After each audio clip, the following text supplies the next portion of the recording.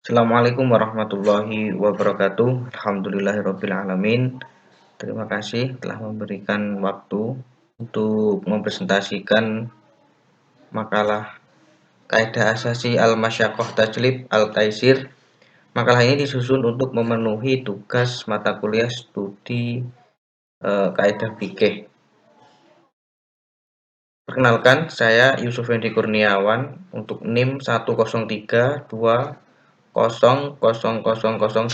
dari kelas HDNA. Pendahuluan, dalam menjalani hidup, manusia akan mengalami berbagai peristiwa yang menyebabkan merasa senang, susah, gembira, sedih, aman, tenang, khawatir, dan lain sebagainya. Sebagai agama yang rahmatan lil alamin, Islam memberikan perhatian besar pada unsur-unsur kesulitan yang dialami umatnya. Langsung saja kita masuk ke pembahasan. Yang pertama, definisi kaidah asasi. Kaidah asasi atau yang dikenal dengan Al-Qawaid Al-Kubra merupakan penyederhanaan penjelasan yang lebih detail dari kaidah inti tersebut. Adapun kaidah asasi ini adalah kaidah fikih yang tingkat kesohihannya diakui oleh seluruh aliran hukum Islam. Dasar kaidah diambil dari Quran Surah An-Nahl yang artinya, dan ia memikul beban-bebanmu ke suatu negeri yang kamu tidak sempat ke tempat tersebut kecuali dengan kelelahan diri atau kesukaran. Yang dimaksud inilah kelonggaran atau keringanan hukum yang disebabkan oleh adanya kesukaran, sebagaimana pengecualian adanya kesukaran sebagai daripada kaidah hukum. Dan yang dimaksud kesukaran ialah yang di dalamnya mengandung unsur-unsur terpaksa dan kepentingan, sehingga tidak termasuk di dalamnya pengertian kemaslahatan yang bersifat kesempurnaan komplementer. Selanjutnya kita beranjak ke pengertian masyaqqah. Lafaz masyaqqah secara bahasa artinya adalah at-ta'ab, yaitu kelelahan, kepayahan, kesulitan, dan kesukaran. Seperti terdapat dalam Quran Surah An-Nahl ayat 7 yang sudah penulis sampaikan tadi di depan di dasar kaidah. Al-masyaqqah ini sendiri bersifat individual. Bagi si A mungkin masyaqqah, tetapi bagi si B tidak terasa masyaqqah.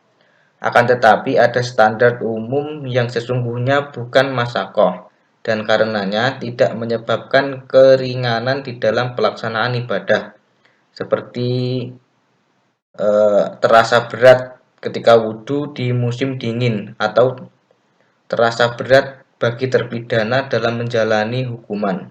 Hal ini menyebabkan keringanan di dalam ibadah dan dalam ketaatan kepada Allah Subhanahu wa taala, karena jika dibolehkan keringanan dalam masyaqqah tersebut menyebabkan hilangnya kemaslahatan ibadah dan ketaatan serta menyebabkan lalainya manusia dalam melaksanakan ibadah. Selanjutnya, kualifikasi dan sebab masyaqqah. Kesulitan yang membawa kepada kemudahan sebagaimana disebutkan Al-Suyuti dalam Al-Ashbah wa Al-Nadair setidaknya ada 7, yaitu yang pertama sedang dalam perjalanan, yang kedua keadaan sakit, ketiga keadaan terpaksa, keempat lupa, 5 ketidaktahuan, 6 umum al-balwa atau umum berlaku, yang ketujuh memiliki cakap hukum. Maksudnya tidak memiliki cakap hukum. Selanjutnya kita beranjak ke pengertian rukhsah. Secara etimologi berarti kemudahan, kelapangan, dan kemurahan. Sedangkan secara terminologi berarti hukum keringanan yang telah disyariatkan oleh Allah Subhanahu wa taala atas orang mukallaf dalam kondisi-kondisi tertentu yang menghendaki keringanan. Untuk bentuk-bentuk rukhsah ini mengambil dari Al-Qadli. Yang pertama, rukhsah hakikat terbagi menjadi 2, yaitu 1 kecenderungan meninggalkan rukhsah dibanding azimah. Artinya boleh baginya melakukan 2 hal tersebut, namun akan lebih baik kalau dirinya tidak memakai rukhsah dan melakukan hal yang semestinya dia lakukan. Contohnya, kebolehan seorang berkata kufur saat dirinya sedang keadaan terjepit. Al-Qadli berpendapat bahwa hak dan kewajiban seorang muslim adalah memegang teguh iman yang dia miliki, apapun ancaman dan resikonya. Pada dasarnya, orang tersebut tidak boleh menggeser sedikitpun jalan yang telah dia tempuh. Berangkat dari sini, Al-Qadli memang menegaskan boleh bagi seseorang untuk mengambil rukhsah, tetapi jalan yang lebih baik baginya adalah menyerahkan diri dan tidak melakukan rukhsah. Yang kedua, upaya menisbatkan kasus yang dilakukan seorang kepada azimah lebih sempurna daripada rukhsah, dalam arti sebuah perkara yang semestinya dilakukan seseorang lebih tepat kepada rukhsah daripada azimah. Contoh, bagian kedua yang ditasawurkan dengan iftibatnya musafir. Yang B, rukhsah majasi. Bagian ini pun juga terbagi menjadi dua. Yang pertama, keadaan di mana praktek tersebut rukhsah lebih sempurna dinamakan majas daripada hakikat. Gambaran yang diberikan mengenai bagian ini adalah setiap kasus yang memiliki bentuk masyaqqah serta kemudian menjadi asal muasal dari rukhsah adalah praktek rukhsah majasi. Al-Qadri pun kemudian memberikan alasan yang logis karena pada asalnya praktek tersebut tidak tercantum dalam nas. Yang kedua, sebuah praktek di mana pengkategorian rukhsah dalam masalah ini memiliki dua jalan, hakikat dan majas. Jika dibanding dari segi hilangnya dominasi syariat atas perkara tersebut, maka selayaknya dinamakan majas. Namun jalur yang sangat tepat untuk dimasuki awal timbulnya hukum adalah hakikat. Selanjutnya ke objek rukhsah. Para ulama usul menjelaskan bahwa timbulnya keringanan disebabkan oleh beberapa hal, yaitu yang pertama, bepergian, sehingga dibolehkan untuk tidak puasa, menjamak, dan mengqashar sholat, serta meninggalkan sholat Jumat dan berjamaah, dan juga kita diperbolehkan untuk bertayamum. Yang kedua, ketika sakit dalam kondisi ini dibolehkan tidak berpuasa, sholat sambil duduk, dan makan makanan yang haram sekedar untuk obat. Dalam kasus ini dikarenakan sesuatu yang mendesak atau suatu karena sakit. Yang ketiga, terpaksa. Dalam keadaan terpaksa dibolehkan merusak hak milik orang lain, makan bangkai, minum khamr, atau bahkan mengucapkan perkataan yang membawa kekafiran. Akan dimaafkan oleh Allah Subhanahu wa taala. Namun juga perlu digarisbawahi bahwa keterpaksaan di sini adalah keterpaksaan yang telah disyariatkan oleh Allah Subhanahu wa taala. Yang keempat, lupa.